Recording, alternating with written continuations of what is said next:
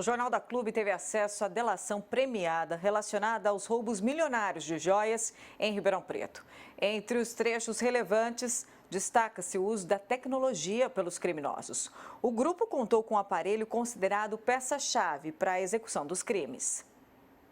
Por trás das quadrilhas organizadas, que chegavam a serem divididas em diferentes núcleos de atuação, um problema ainda maior se revelava: a união de forças entre grupos do crime que, com o uso de aparelhos eletrônicos altamente sofisticados, realizavam assaltos de cifras milionárias. Tanto no roubo que aconteceu na rua Campos Sales, quanto também no bairro Ribeirânia. Conseguiu apreender 2 aparelhos. Tá? Esses aparelhos têm por finalidade copiar. Ele copia os sinais que são emitidos para portão eletrônico, para chave de veículo, cartão de crédito. Na hora o doutor estava até separado a máquina da placa, eu falei, não, isso trabalha junto, aí mostrei para eles, operei a máquina para eles verem como fazer, inclusive pedi para o doutor, aperta, o senhor tem um controle de portão? Ele apertou, copiou, mostrei para ele como funcionava essa máquina. A venda desse aparelho no Brasil é ilegal, mas isso não impediu a chegada dele nas mãos de diversas organizações criminosas. O fato evidencia que o avanço tecnológico não é usado apenas para o bem. O crime também acompanha e se beneficia da evolução digital. Não tenha dúvida nenhuma, o crime está muito avançado na questão de tecnologia e a polícia também tem que se preparar e tem que saber, né, exatamente como que funciona o trabalho dos criminosos, que é hoje baseado muito em tecnologia. Em Ribeirão Preto, o aparelho foi usado por grupos responsáveis por crimes que ganharam repercussão nacional.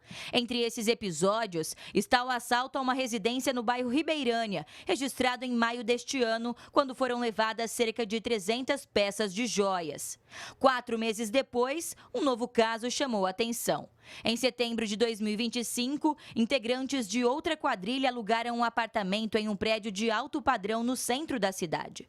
E a partir desse ponto estratégico, executaram mais um roubo, levando joias e dinheiro de moradores. Um prejuízo avaliado em milhões de reais.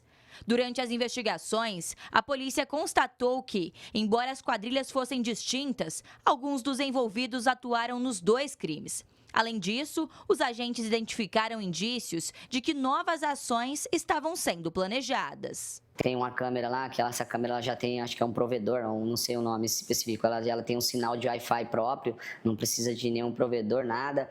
Ela dura de 60, a bateria dela 90 dias. Eles mostram alguns pontos que eles tinham instalado essa câmera, né, no caso, supostos alvos que eles iriam trabalhar. Eles tinham como alvo aqui na nossa cidade mais 15 condomínios, que seriam vítimas, né, dessas quadrilhas. Então, acredito que foi muito importante, sim, e continua sendo. Nós não paramos de trabalhar, temos vários casos também para cuidar e todos estão caminhando para a elucidação. Não demorou muito para que mais envolvidos começassem a ser identificados. Com uma ação rápida e eficiente, a polícia conseguiu prender cerca de 90% dos participantes dos crimes citados nesta reportagem. Os que ainda estão foragidos já foram identificados e agora a polícia trabalha para cumprir os mandados que restam. Com isso, as investigações dos 2 casos foram concluídas. Os 2 inquéritos já terminaram, tá? Tanto da rua Campos Sales quanto também da Ribeirânia. As prisões já foram decretadas, as pessoas envolvidas, faltam pouquíssimas pessoas e rapidamente serão presas. A polícia também destaca que o número de roubos na cidade já está caindo e garante: o trabalho para impedir que grupos como este voltem a agir não vai parar. Mariana Robert para o Jornal da Clube. E para repercutir o assunto, a gente recebe o professor especialista em tecnologia, Miguel Lemes. Seja bem-vindo ao Jornal da Clube. Miguel, chega a ser assustador o nível de tecnologia usada pelos criminosos nesses assaltos, não é mesmo? Boa noite. Boa noite, um prazer estar aqui e poder contribuir um pouco. É de assustar. O crime, como nós dizemos hoje, ele é organizado, né? Então ele está muito mais organizado hoje que a própria polícia, né? Esses aparatos tá aí. Então o crime organizado hoje consegue utilizar as tecnologias que não foram desenvolvidas para isso, né? Foram desenvolvidas para o bem, para fazer para testes e fazerem o bem para a sociedade, mas eles usam e cada dia eles estudam mais como eles podem ampliar, modificar e melhorar as suas demandas, né, através do crime, né, que é uma coisa assim que infelizmente a polícia hoje ela ainda está um pouco despreparada para isso, né. Agora, o que chama a atenção é como que os criminosos têm acesso a esse tipo de tecnologia até proibida no Brasil. Então, no Brasil, a própria Anatel, ela proibiu, né, por identificar que esse tipo de aparelho, né, que eles utilizaram lá, pode clonar cartão, pode clonar o seu controle do portão de basculante, de entrada de carro, entre outros aparelhos, né? Então, tudo que é sinal, ele pode estar clonando. A Anatel fez o bloqueio, mas nós conseguimos ainda, pela internet, se você pesquisar, você consegue ainda trazer através de importação. Então, assim, fora, em alguns outros países, esses aparelhos eles não são proibidos, porque eles são utilizados de forma legal, para testes de cibersegurança. Então, eles conseguem muitas vezes trazer de fora, né? Então, quer dizer que o Estado precisa realmente investir em métodos de inteligência para acabar, né, com esse tipo de crime.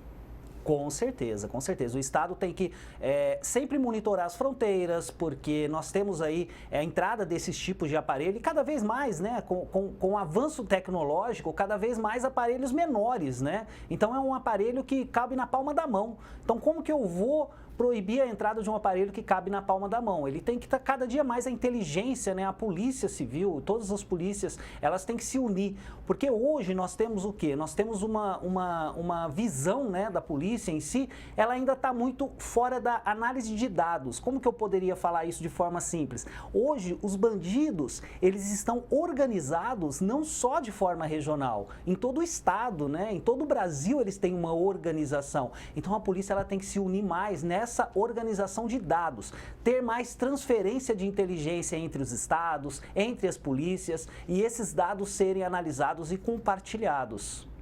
E para nós, como é que fica essa situação? Como que a gente pode se proteger, né? Ter mais segurança digital?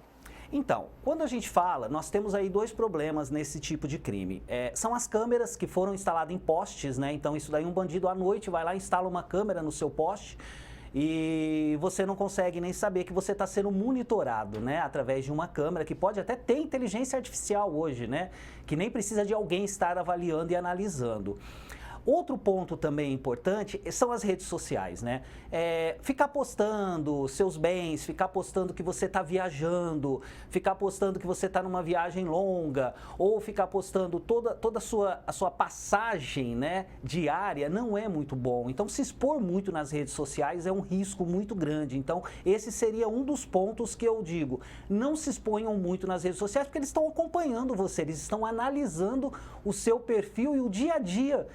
E essas câmeras eu falo que a vizinhança, ou seja, eu acho que tem que ter uma união entre os vizinhos. Viu que tem uma câmera no poste? Quem colocou? Por que colocou? Manda tirar ou chama a própria polícia para fazer uma análise e uma verificação, porque isso está se tornando constante, né, em todos os bairros, em todo o país. Miguel Lemes, especialista em tecnologia, eu agradeço muito a sua participação aqui no Jornal da Clube e até uma próxima. Eu que agradeço.